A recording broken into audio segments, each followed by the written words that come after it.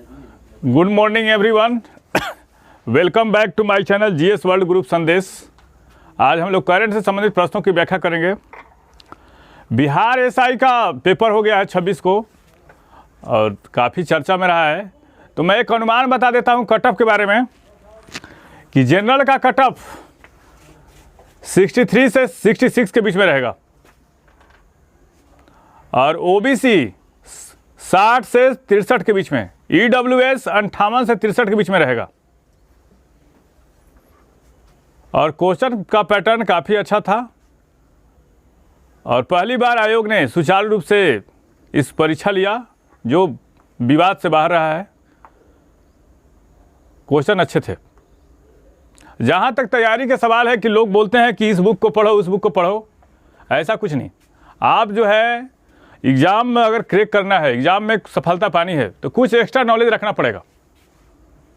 सारे लोग लूसेंट और स्पीडी पढ़ेंगे ऐसा नहीं, आपको कुछ अलग नॉलेज रखना पड़ेगा, तब आप एक्स्ट्रा जो 5-10 क्वेश्चन होते हैं उसको आप सॉल्यूशन कर पाएंगे। तो उसके लिए कुछ स्तरीय बुक पढ़नी पड़ेगी। अगर सारे लोग लूसेंट और स्पीडी पढ़ेंगे तो आपका दायरा एक सीमित हो जाता है, इसलिए कुछ एक्स्ट्रा पढ़ना पड़ेगा। इसके लिए हम लोग करंट से संबंधित प्रश्नों की व्याख्या करेंगे आज। यूएन ने मोटे अनाज का अंतर्राष्ट्रीय वर्ष कब घोषित किया है? 2023 में। पहले ये जाने कि मोटे अनाज होते कौन कौन होते हैं। तो मोटे अनाज में आता है ज्वार आता है, बाजरा आता है, रागी आता है, मडुआ आता है, सावा आता है, कोदो आता है, कुटकी आता है और चीना आता है। भारत ने संयुक्त राष्ट्र से एक पहल किया कि आप 2023 को मोटे अनाज का वर्ष घोषित कीजिए और विश्व के यूएनओ के करीब 194 सदस्य में 60-65 देशों ने समर्थन किया और 2023 को मोटे अनाज का वर्ष घोषित किया गया। और नीति आयोग ने संयुक्त राष्ट्र विश्व खाद्य कार्यक्रम, जिसकी स्थापना 1945 में हुई थी, किसका? संयुक्त राष्ट्र विश्व खाद्य कार्यक्रम का, के साथ 20 सितंबर 2021 को इस आशय पर हस्ताक्षर किए थे कि आप मोटे अनाज को 2023 का अंतर्राष्ट्रीय वर्ष घोषित करें। और इस साझेदारी के तहत मोटे अनाज को मुख्य धारा में लाने पर ध्यान दिया जाएगा। एक महत्वपूर्ण पहल है जो यूएनओ ने भारत की बात को माना है, इसके भारत के प्रस्ताव को स्वीकारा है। इंडोगी झील हाल ही में चर्चा में किस देश में है? म्यांमार में है और दक्षिण पूर्व एशिया की ताजे जल की तीसरी सबसे बड़ी झील है और यह एक रामसर साइट भी है। कौन? इंडोगी झील। और ये क्यों चर्चा में है? क्योंकि अब पाइप फिश और एंडेमिक प्रजातियां मिली हैं। अब म्यांमार के बारे में जान लेते हैं। म्यांमार जो होता है स्वेट ड्रैगन पेगोडा कहा जाता है और म्यांमार में आनंद मंदिर है जिसको किंजित ने बनाया था। और ये जो म्यांमार में है इंडोगी झील, वो किस प्रांत में है? तो कचिन प्रांत में है। कहाँ पे है? कचिन प्रांत में है।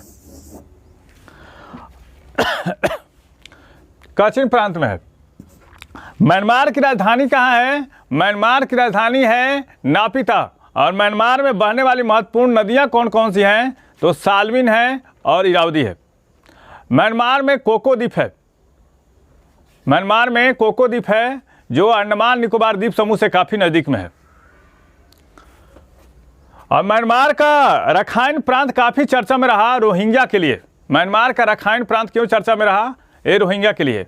और वहाँ की एक प्रसिद्ध नेता रही हैं आंग सान सू की, जिनकी पार्टी का नाम है नेशनल लीग फॉर डेमोक्रेसी। अभी वहाँ पे लोकतंत्र की हत्या कर दी गई है। वहाँ पे सैनिक शासन है म्यांमार में। और वहाँ भारत के 4 राज्यों की सीमा उससे लगती है। कौन कौन है? तो उसका ट्रिक है मीनाम, मतलब मी से मिजोरम, न से नागालैंड, अ से अरुणाचल प्रदेश और मीनाम। फिर से समझेंगे इसको, तो मीनाम है इसका ट्रिक, देख लेंगे। मीनाम, मिजोरम, नागालैंड, अरुणाचल प्रदेश,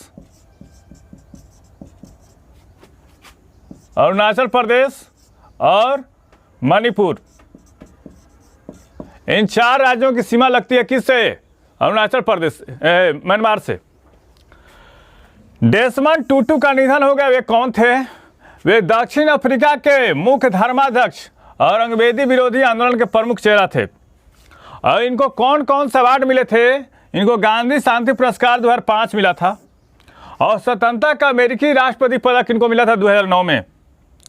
और धर्म के क्षेत्र में अग्रणी तो थे ही, उसके लीडर थे। तो टेम्पल्टन पुरस्कार मिला 2003 में, जो धर्म के क्षेत्र में था। 2013 में मिला। प्रधानमंत्री नरेंद्र मोदी ने रेणुका जी बांध परियोजना, Luhri stage hydro power project और धौल प्रसिद्ध जल परियोजना का आधारशिला रखी 21 राज्य में, हिमाचल प्रदेश में। रेणुका बांध एक किस नदी पे है? गिरी पे। और गिरी जो नदी है वो जमुना की सहायक ट्रिब्यूटरी है। जमुना की सहायक नदी है। किसका है? जमुना की सहायक नदी है। और लुहरी जल परियोजना किस नदी पे है? तो ये सतलज पे है। और इसकी आधारशिला कहाँ रखी? हिमाचल प्रदेश में। हिमाचल प्रदेश राज्य कब बना? हिमाचल प्रदेश राज्य बना था 1971 में। और हिमाचल प्रदेश में विधानसभा की सीटें कितनी है? 68। और हिमाचल प्रदेश की राजधानी कहाँ है? शिमला है। हिमाचल प्रदेश की राजधानी कहाँ है? शिमला। हाल ही में DRDO के 2 नए केंद्र का उद्घाटन कहाँ किया गया? तो लखनऊ में किया गया है। और वहाँ पे ब्रह्मोस मिसाइल ही बनेगी। और DRDO की स्थापना कब की गई थी? 1958 में। और इसका अध्यक्ष कौन है? जी सतीश रेड्डी हैं।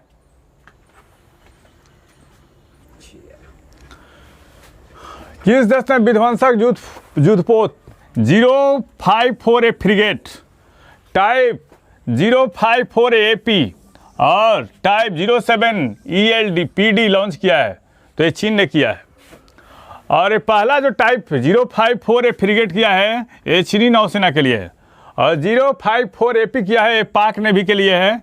और 071 ELPD किया है ये थाई नेवी के लिए किया है। और चीन के बारे में जान लेते हैं हम लोग। चीन का सिंजियांग प्रांत क्यों चर्चा में रहता है? उइघुर समुदाय के लिए। चीन ने तिब्बत पे कब कब्जा किया था? 1959 ईस्वी में। और चीन में सबसे ऊंचा रेल मार्ग है। विश्व का सबसे ऊंचा रेल मार्ग कहाँ है? तो चीन में है। और चीन की मुद्रा का क्या नाम है? रेमनबी। और चीन की संसद का नाम क्या नाम है? जनरल पीपुल्स कॉन्फ्रेंस है। और चीन के राष्ट्रपति कौन है? शी जिनपिंग है। किस राज्य सरकार द्वारा ऑपरेशन प्रहार शुरू किया गया? बिहार। बिहार में अपराधियों पर लगाम करने के लिए बिहार सरकार ने ऑपरेशन प्रहार शुरू किया है। और बिहार ने अभी समाज सुधार एक कार्यक्रम लॉन्च किया है। और इसका उद्घाटन कहाँ से किया है? नीतीश कुमार ने ये किया है पूर्वी चंपारण से। 15 जनवरी तक चलेगा। किस नदी पर देश का सबसे लंबा सड़क पुल बनने जा रहा है? कोसी नदी पर। इससे पहले कौन सी पुल थी? इससे पहले थी भूपेन हजारिका पुल जो 9.5 किलोमीटर थी। अब इसकी लंबाई जो होगी इस पुल की 10 किलोमीटर, करीब 171 इसमें जो पिलर रहेंगे पाया रहेगा। सुपौल जिले के बकौर और मधुबनी जिले के भेजा को जोड़ेगा। भारत का सबसे लंबा पुल होगा। और ये बताइए हमको, भारत का सबसे लंबा रेल सह सड़क पुल कौन है? तो वो है बोगीबिल ब्रिज। वो है बोगीबिल ब्रिज है। किस राज्य ने धर्म की स्वतंत्रता के अधिकार का संरक्षण विधेयक पारित किया है? कर्नाटक। कर्नाटक के मुख्यमंत्री कौन है? अभी बोम्मई है, वासवराज बोम्मई। जीवित पाल कला संग्रहालय कहाँ है? कर्नाटक में। भारत का पहला चंदन संग्रहालय कहाँ है? कर्नाटक में। और कर्नाटक में कुंडापुर कक्ष वनस्पति संस्थान है। और कर्नाटक में विधानसभा की सीटें कितनी है? 224 है।